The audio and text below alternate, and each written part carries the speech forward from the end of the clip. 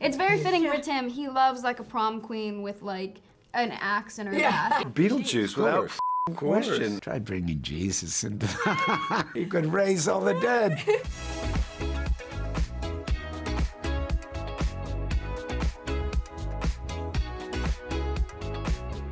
Jenna and Winona, this is a casting, it just makes sense. It makes sense on so many levels. When did you guys know that you had something special together on set? Because despite their differences, they can be... Because despite their differences, they can be very beautiful mirrors of one another, so... Yeah, well, It was the model day. It was the model day. Yeah. It was just the first opportunity we really had to talk. It felt like everything else had just been, I know. It'll be so great. I know. It was, yeah, aside from the school. We hadn't shot anything. Yeah, we hadn't, was that first. It was only the arguing outside the school that we had done. Yeah, so it was pretty quickly on. We did have a nice time at Tim's though, the first time we Yeah. We met at Tim's after we had read the script and we found out that it was each other. That was good too. Amazing. Yeah. And what was it like, kind of, because I know Tim's sets are so practical, seeing the model again for the first time? Oh, I cried. I was so emotional through this whole. Yeah, you and Tim both in that attic. I know. And I was like, there's a shot where you see a shadow. I remember I got like really obsessed with the shadow from the first. There's like a shot of me in the first one, and I remember like one of the Cocteau twins like mentioned it in interviews, and I was like, Why? What is it about the shadow? I like turn and it's like a little bulb, like makes a shadow, like it looks like a black tear. Oh! And I was like, the Cocteau twins. So I was like, we have to recreate that shot. And did you? And we did, but you only see it at the end credits. Oh. Wow, I'm gonna look for it now. I know. I had no idea. I know. Obviously it's been 36 years, a long time, and I know that it's kind of been on and off for a while, and Tim felt very protective over this film and these characters. So what about this version and this script excites you the most? It's exactly like the first one, but not. Yes. And I tell everyone this, I love the first one. Love. This is actually better. Yeah. I came out the same way. I was like, I loved the first one. That is pure nostalgia for me.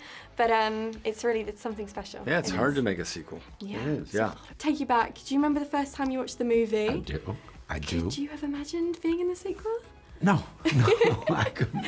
No, of course not, because it felt like so specific. A sequel didn't make sense at the time. You know, Tim's really the guy to talk about it, but yeah, he was really energized, and he was. This wasn't just a return to material. This was visiting something he loves further down the line. That's all. Yeah. I think it's very, kind of sincere attempt to revisit that material. Well, 36 years, he wanted to get it right. It's true. It's a huge cast to join. How did it feel stepping on set that first day, along with Jenna as well? Oof. I mean, one of the first things we shot together was him blowing his guts all over me. So that was your first day at work. Dear Mom, Hollywood's great. Things are going well. Some guy barfed on me, and then he kicked a baby into my face. No, it was fabulous. You know, I mean, I've said this before, but Tim creates probably 98% of the world already before you even land on set. So, and then watching these guys go off like fireworks brings you to 99.5, and so then I just bring 0.5. And so it was intimidating, but at the same time completely exhilarating. Yeah. You know, sort of the run up to getting to set was sort of the click, click, click up the roller coaster, and then the rest was just... Yeah. You're both fighting to be Winona's husband in the movie. Yeah. And I she think likes me more than a bit. Well, okay, we got some fighting going on. Because I was going to say, who do you think is more husband material if you had to choose? Beetlejuice, without question. Yes. Rory's not husband material to Ask anybody. her. She'll tell you She's a she giant secretly wants to marry me. red flag. Yeah, true. Yeah. I mean, you ladies, you've been in some incredible roles throughout your career, might I say. If you could pick one previous character to come into the Beetlejuice world for a day, who would you love to see? Ooh, good question. That's a pretty good question. Oh, wow. Try bringing Jesus into the Beetlejuice world. He could raise all the dead. That's a movie. That's 3. I'm here, right. Someone pitch that, please. I want to see that. God, Batman. Yeah. No, I don't know. Yeah. I would want to bring Batman into this world. Yeah. Somehow I think it would work. Yeah, I don't know how, but it would be maybe if Batman got killed and he's in the afterlife, just have him as a severed torso, or Robin. Well, he's a little bruised. Yeah. Bruised, and I don't think he'd flinch. I think he'd come in and go, cool. I think he'd fit right in there. Yeah. Any of the characters from Multiplicity would struggle. Yeah. Yeah. Oh, I know. Number 4. I know the really sensitive guy in Multiplicity. Okay. Yeah, I'd love to see him in the Beetlejuice world. Okay. He'd try to reason with him. And Beetlejuice would not be having any of it. He'd be He'd like, give him a lot of psychobabble. Hey, let's talk. I did a sketch comedy show years ago, and I did this kind of Vegas performer. Lola. Yeah, oh, she comes to mind, like the afterlife. She finally fit in somewhere. perfect. Michael said Batman. Did he really? Yeah. Isn't that great? I see that. I would say also your character in the Taste music video, she would not be having any of it. She'd be like, I want to see that. No, but because that was inspired by Death Becomes Her. That actually would. It's very fitting for Tim. He loves like a prom queen with like an axe in her bath. Something like that. That would be a good one. yeah, the film references in that music video. Chef's kiss. Yeah, we had a good time on that one. Yeah. Maybe Seamus O'Grady from Charlie's Angels thinking too. Charlie's, yeah. That could be kind of good. I think they're sort of in a similar cartoony kind of. I see thing. that. That'd be I great. see that. Yeah. I'd like to see them go up against each other. Is there a cinematic world that each of your co-stars has been in that you would love to go inside? Oh, well, I mean, what would I not? I mean, yeah. Best in Show? That's Schitt's Creek. Waiting. For God. Yeah, you'd actually want to live in those worlds? Oh. Yeah, I would have. I would have. You guys are hilarious. That would have been incredible. I know. We were making the Alien movie. Really? When that came out, Oh, and we yeah. drove every night to Santa Monica to watch it, and the whole cast, Sigourney, and we get all, out. and we were like, is this a comedy or a tragedy? Is this our lives? Anyone who's done regional theater? Oh, yeah. It's I love that you say our lives, because so many people would say, oh, I know people like that. That's it. But not you. No, not you. You don't want to live in that world, though. It's more fun to just go see the movie. Yeah, I there think. were brownies involved, but yeah, there you go. Age of Innocence. That was when it was like tragic. Oh, that's Like, great. we were like, whoa. Yeah, and I was then gonna there was say- we couldn't Age of Innocence. breathe. So beautiful. Period. Everything. For the period. Yeah. Oh, For the clothes?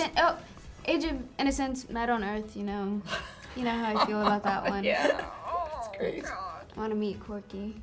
Corky. Obviously, Danny DeVito is in this movie. And Not obviously. I mean, Obviously. well, to me, it was very obvious. Yeah. I love him. What was that like? Did you get to spend I any didn't know time? he was in it. You didn't know? No. See, I don't see a lot of these guys, and then so I get to see it as a viewer. You know, I shoot certain things, and I didn't know what a lot of these guys were doing. So it's a treat. I'm going, oh man, that's great. So I saw the back of him, and I went, kind of looks like DeVito, and I go, oh my God, this is great.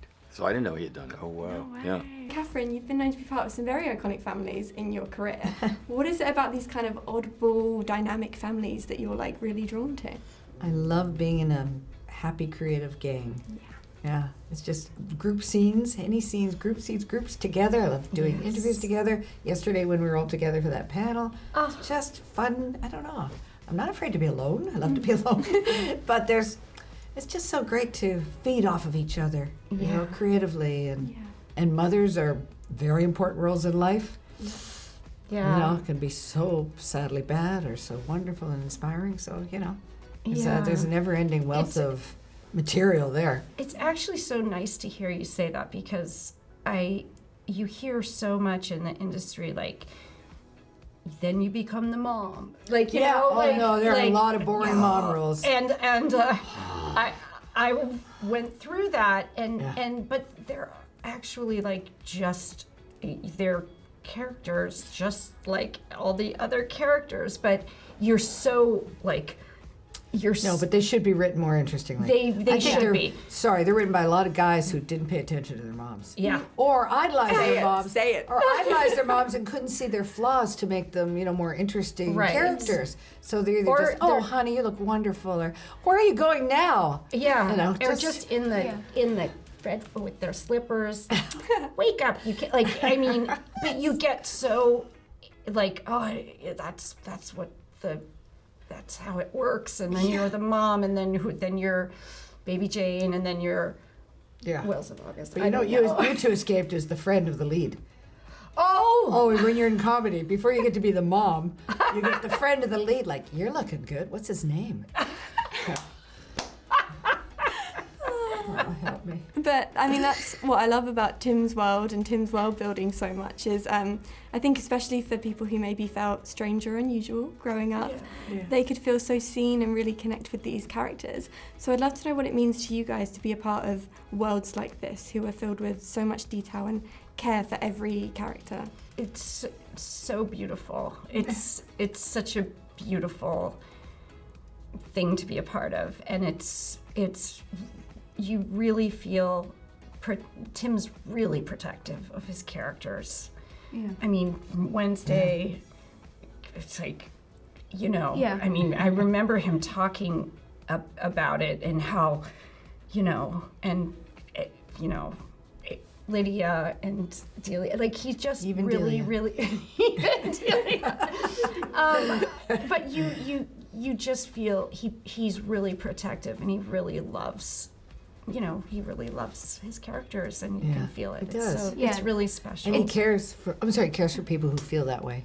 Yeah. And it's pretty much everyone. If you Yeah. don't feel that way, something's wrong with you. He's so collaborative, so trusting, and he definitely, there's very rare that there was a day on the set, or there's even been a day on Wednesday when I'm with him where, I don't want to forget whatever conversation we had that day about the way we were going to shoot something, or the conversations that we have. It just, you could tell as you're doing it, it's very special. Yeah. It's very special. So often he's dealing with, a death and people that are outsiders and people that are misunderstood. Lots of things that give people a lot of pain, but he does it in such a compassionate and joyous and kind of playful way that's part of the attraction of his films and his aesthetic. Like, nobody gets a pass on this. Everybody kind of gets made fun of a little bit. And on that, I think Tim's world building, I think, for people growing up who maybe felt strange or unusual, Clearly. could feel so seen. He's like the guy that drew these things, these beautiful little drawings, and he lived in that world, and then that world blossomed, and now it is a world. One of the roles that you played, Green Goblin, terrified me growing up. Okay. Horrified me. All right, sorry. I forgive you. There was a pleasure to that, right? There was a pleasure. I loved the movies. Good.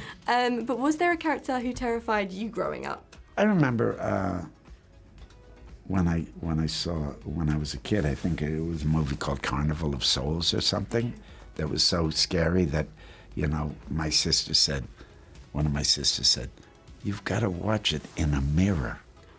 Because you can't look. Because it was too direct to watch it, Okay. directly. Should I add it to my watch list or? I think it's called Carnival of Souls. Okay. But then also, when I was a kid, I watched a lot of horror movies.